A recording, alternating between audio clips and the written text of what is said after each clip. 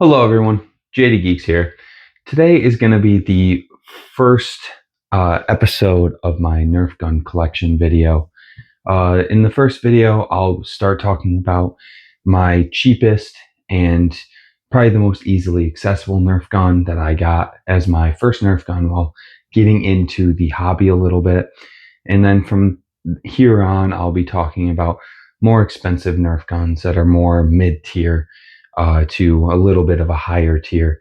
But for the first episode, I'm going to be talking about the Max Stryker.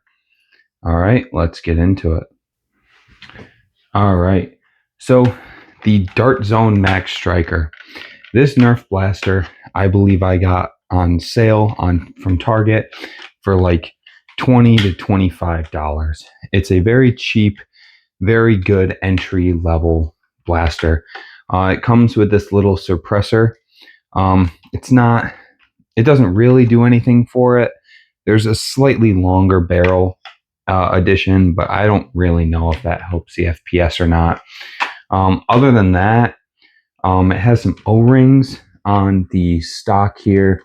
This little cheek rise does help look down these sights. And then these sights themselves are just plastic. Nothing special about that.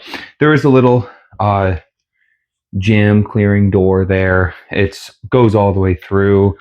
And this blaster here does shoot both full length and half length darts.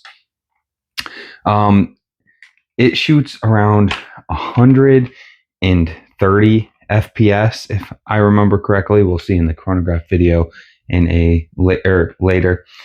And other than that, it is a pretty good entry-level blaster. It's got a buffer tube stock that you can use with whatever buffer tube you would like, or whatever stock you'd like. The grip is pretty comfortable.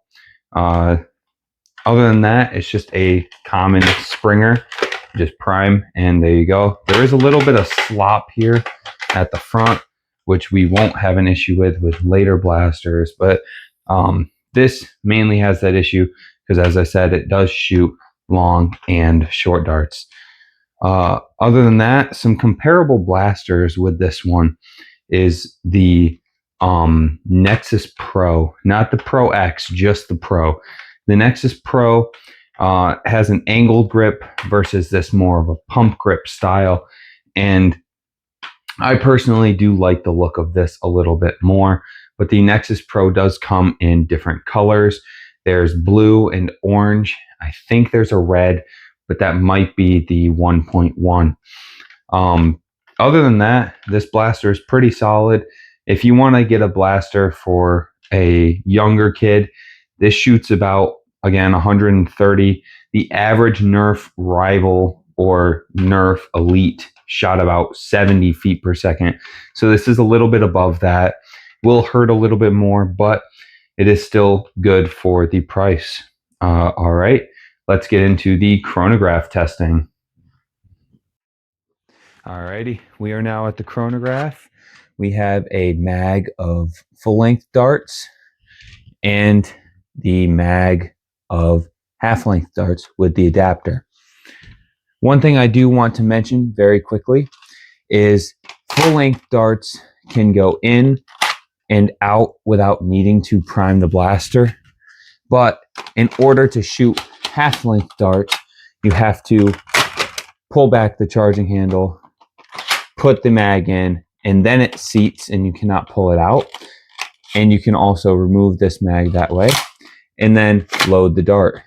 And now you cannot pull this out at all once this is back forward. All right, I'm actually going to take this off for the FPS testing. Actually, it might raise the FPS, so we will keep it on. And here is the chronograph right behind me. And let's see what we get with half length. We'll do 3 shots per, 3 half and 3 full. And these are the darts that come standard with this. All right, we got 141.9, actually higher than I was expecting. 126.0, that's about average. And 95. Let's do one more. I think that was a bad dart. 132.6. That is more like what I was expecting. And now we will do some full-length darts. 140. 138. And finally, 142. All right, I will see you back in.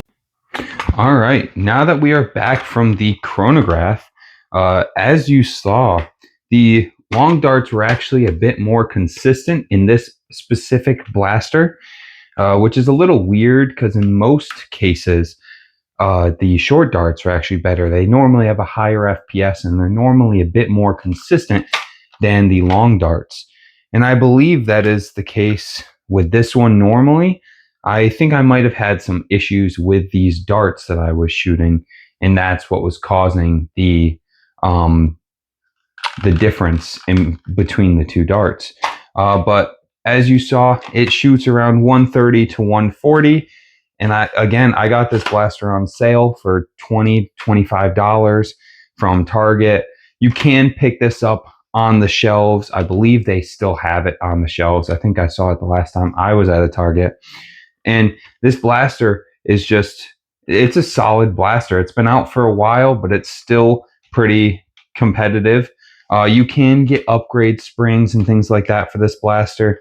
So other than that, I mean, it's pretty solid. The only real issue that you might have with this blaster is the fact that you do have to prime before you can load in any short darts. So if you do want to run the short darts, that might cause a bit of an issue. But if you use this enough, you get used to it and you won't have to deal with that factor. Well, at least you won't have to think about it quite as much. Again, other blasters that are pretty comparable, it's mainly just the Nexus Pro. The Nexus Pro and this are around the same price. They shoot about the same. The only real difference between the two are the sights that it comes with and the pump grip that it has. One has the angled grip and one has the normal like pump shotgun looking grip. Other than that though, the blasters are pretty identical. And you can get upgrades for both. So if that is an issue that you want to worry about, you want to upgrade these blasters, I know Out of Darts does sell at least for the Nexus Pro. I'm not sure about the Stryker, but you could always check that out, and it's definitely online. All right, that about covers my summary of the Max Stryker, and I will see you in the next one. JD Geeks, out.